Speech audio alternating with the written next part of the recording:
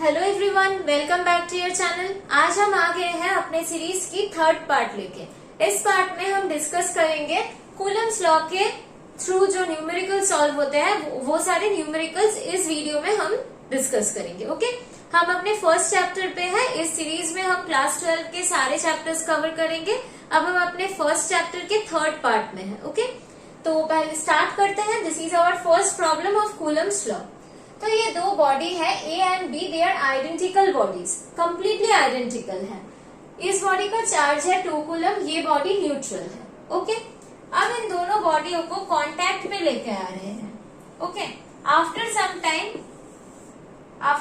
Time the distance between the two bodies become A and B become 2 metre. We have to calculate what is the force between these two bodies. We have to calculate this. Okay. So what will we do? हमारे पहले के जो videos है, अगर आपको पता नहीं है ये चैप्टर अच्छे से तो पहले के वीडियोस देख लीजिए, अदरवाइज आपको समझ में नहीं आएगा। हम बता चुके हैं अगर दो बॉडीज आइडेंटिकल हो, एब्सोल्युटली आइडेंटिकल हो, तो after contact the total charge of the two bodies will be distributed equally among the bodies. Okay, तो ये दो बॉडियों को मिला के टोटल चार्ज होता है 2 + 0 दैट इज इक्वल्स टू 2। तो ये 2 कूलम चार्ज इन दोनों बॉडियों में इक्वली डिस्ट्रीब्यूट हो जाएगा आफ्टर द चार्ज ट्रांसफर।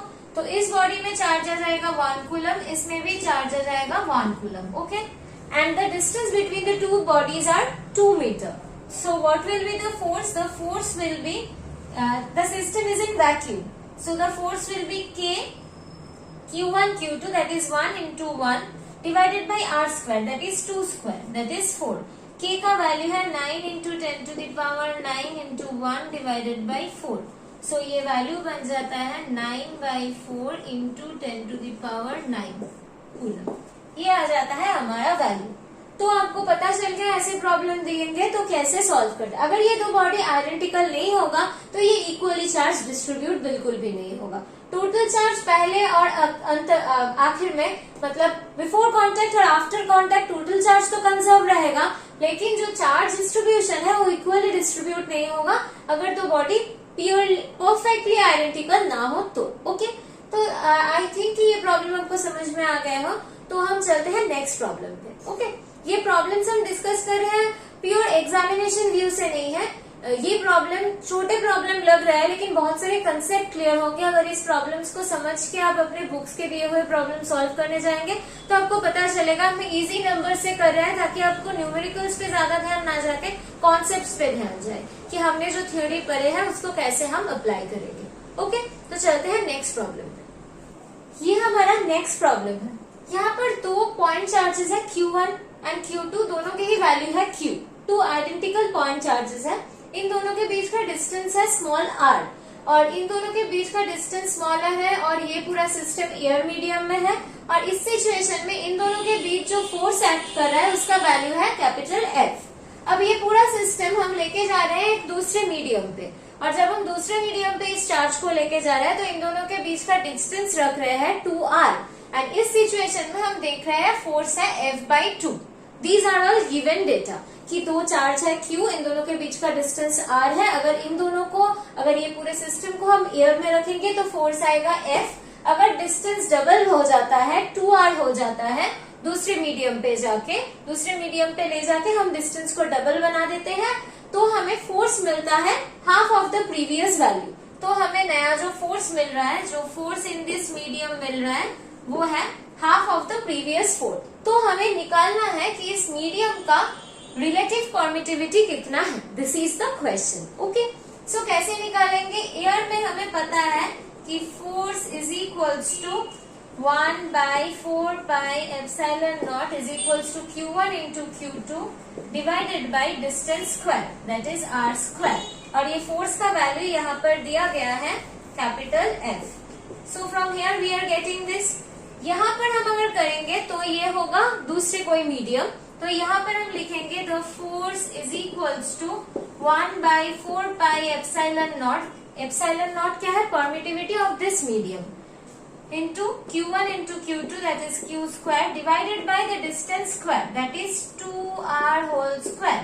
और इन दोनों के बीच का फोर्स का वैल्यू है F/2, तो इस फोर्स की जगह पर हम लिखेंगे F/2, राइट। सो अभी हमें निकालना है the relative permittivity of the medium. Relative permittivity का फॉर्मूला क्या है? Relative permittivity is equals to epsilon by epsilon naught. Medium का परमिटिविटी डिवाइडेड बाय वैक्यूम का परमिटिविटी अगर हम करेंगे तो हमें मिल जाएगा रिलेटिव परमिटिविटी। तो this is our first equation and this is our second equation. Now what can we do? Equation number 1 divided by equation number 2, we are doing this. F divided by F/2, that is equals to 1/4 pi epsilon naught q square by r square divided by 1/4 pi epsilon q square by 2r square, that is 4r square. Okay, यहाँ से हम लिख सकते हैं ये 2 ऊपर चला जाएगा तो this will be like this, F will cancel each other. यहाँ से हम लिख सकते हैं 1/4 pi epsilon naught q square by r square into 4 pi. This will be epsilon, equation number 2. Epsilon 4r square divided by q square. Q square cancel out. 4 pi cancel out.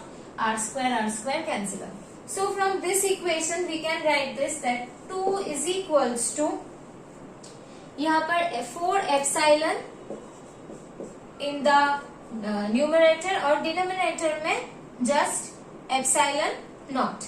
Okay, so यहाँ पर हम लिख सकते हैं that 2 epsilon not is equals to 4 epsilon. So epsilon divided by epsilon not is equals to 1/2. And we know the permittivity is equals to epsilon by epsilon naught. So epsilon by epsilon naught करके हमें मिलेगा half. So this is the answer of our problem. This is the relative permittivity of this medium. I hope आपको ये problem समझ में आया होगा. On a note, I want to say कि हमें यहाँ पर relative permittivity का value less than 1 आ रहा है, इस problem से निकल के आ रहा है, लेकिन in real cases सारे मीडियम के लिए for all mediums the value of the relative permittivity always greater than 1। सिर्फ ईयर मीडियम के लिए रिलेटिव परमिटिविटी का वैल्यू 1 होता है और बाकी सारे मीडियम के लिए ये 1 से ज्यादा होते हैं।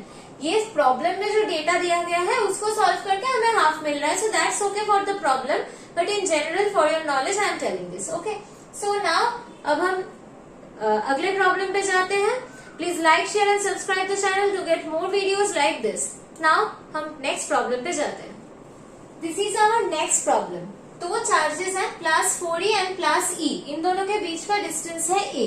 हमें एक थर्ड चार्ज q प्लेस करना है इन बिटवीन दीज टू चार्ज। ऐसे प्लेस करना है कि q जो चार्ज है वो इक्विलिब्रियम में रहे। We have to place a charge q in between these two charges so that the charge q will remain in equilibrium.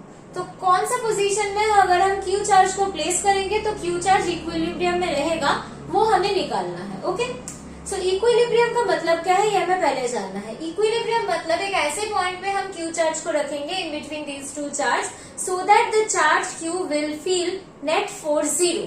इसको कहते हैं इक्विलिब्रियम। इक्विलिब्रियम में रहने का मतलब है वो बॉडी नेट फोर्स 0 फील करेगा, कोई भी फोर्स वो फील नहीं करेगा, right. So suppose we are placing the charge Q at this point, where we are just thinking that at this point the charge Q is feeling no force. This is our equilibrium point. We are just assuming this. Okay. So the distance between these two is taken as x.